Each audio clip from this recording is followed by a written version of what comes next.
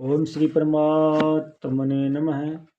Shri Hari channel पर सब ऋषि मुनियों के चरणों में प्रणाम करता हूँ। सब संतजनों के चरणों में प्रणाम करता हूँ। सभी मेरे देशवासियों को प्यार एवं स्वागत। इस वीडियो को आप पूरा सुने। इस वीडियो को सुनने वाले मेरे देश के हर कोने में घरों बैठी माताएं के चरणों में चरण स्पर्श करता हूँ। बहनें व भाइयों को प्यार एवं नमस्कार। ये वीडियो श्री कृष्ण अर्जुन संवाद का है। जब महाभारत युद्ध में अर्जुन धर्म संकट में था, तनाव में था, चिंताओं से घिर गया था, कोई निर्णय नहीं ले पा रहा था, तब भगवान श्री कृष्ण ने उन्हें गीता का ज्ञान दिया, धर्म संकट से बाहर निकाला और अंत में विजय श्री का ताज पहनाया। इसलिए यह वीडियो सुनने मात्र से ही मानसिक तनाव, चिंताग्रस्त, शारीरिक तनाव से मुक्ति मिलेगी। इसलिए आप सब श्रोतागण से मेरी विनती है कि इस सुप्रभात में पुण्य का भागीदार बनकर जन कल्याण में अपना सहयोग देवें। वीडियो को ज़्यादा से ज़्यादा शेयर करें। अब भगवान आगे क्या कह रहे हैं? ऐसी सुगम और सर्वोपरि विद्या के होने पर भी लोग उसे लाभ क्यों नहीं उठा रहे, इस पर आगे कहते हैं। अश्रद्धना पूषा धर्म स्यास परतंप प्राप्य माम निवर्तन्ते मृत्यु संसार व्रतमनि।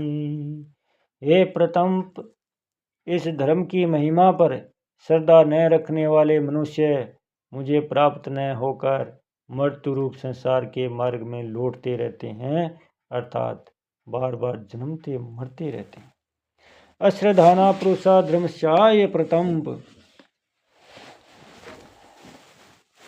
धर्म दो तरह का होता है, स्वधर्म और परधर्म। मनुष्य का जो अपना स्वत सिद्ध स्वरूप है वह उसके लिए स्वधर्म है, और प्रकृति तथा प्रकृति का कार्य मात्र उसके लिए परधर्म है।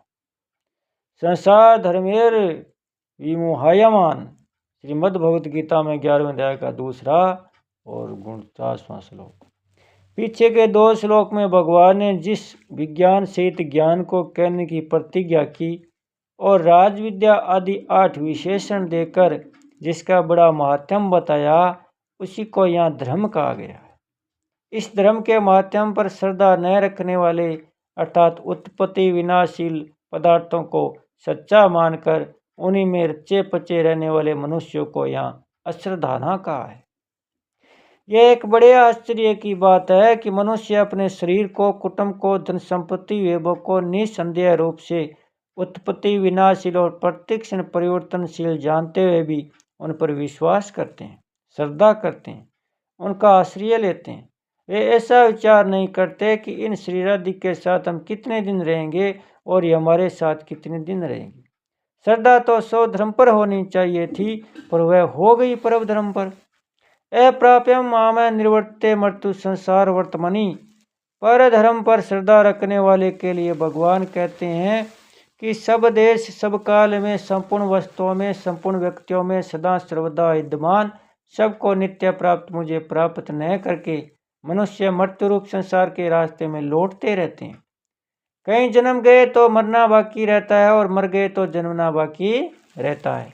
ये जिन योनियों में जाते हैं उन्हीं योनियों में ये अपनी स्थिति मान लेते हैं, अर्थात मैं शरीर हूँ, ऐसी अहंता, और शरीर मेरा है, ऐसी ममता कर लेते हैं। पर तो वास्तव में उन योनियों से भी उनका निरंतर संबंध विच्छेद होता रहता है। किसी भी योनि के साथ उनका संबंध टिक नहीं सकता। देश, काल, वस्तु, व्यक्ति, घटना, परिस्थिति आदि से भी इनका निरंतर संबंध विच्छेद हो रहा है, अर्थात वहां से भी ये हरदम निवृत्त हो रहे हैं और लौट रहे हैं। ये किसी के साथ हरदम रह ही नहीं सकते। ऐसे ही ये उधरव गति में, अर्थात ऊंची से ऊंची भोग भूमियों में भी चले जाए तो वहां से भी इनको लौटना ही पड़ेगा। गीता 8वें अध्याय का 16वां तथा 25वां और 9वें अध्याय का 21वां श्लोक।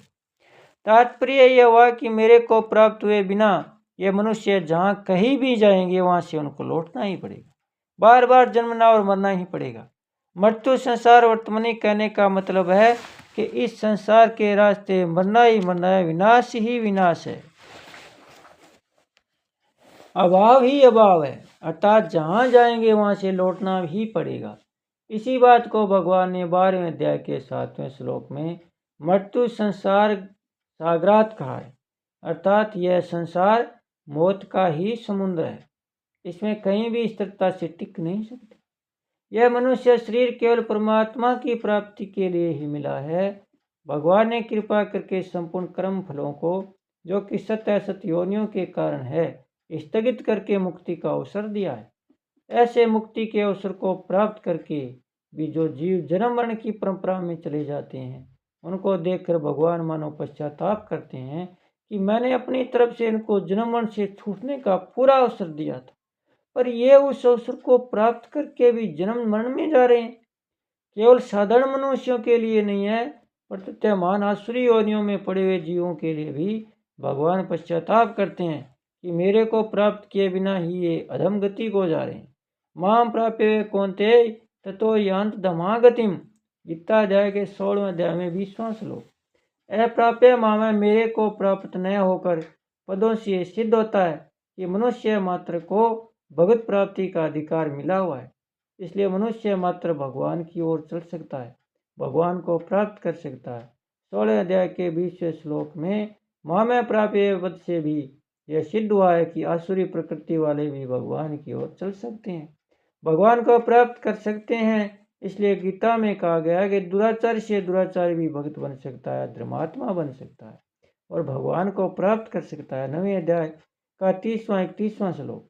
तथा पापी से पापी भी ज्ञान के द्वारा संपूर्ण पापों से तर सकता है। चौथे अध्याय का 36वां श्लोक। एक शहर था, उसके चारों तरफ ऊंची दीवार बनी हुई थी। शहर से बाहर निकलने के लिए एक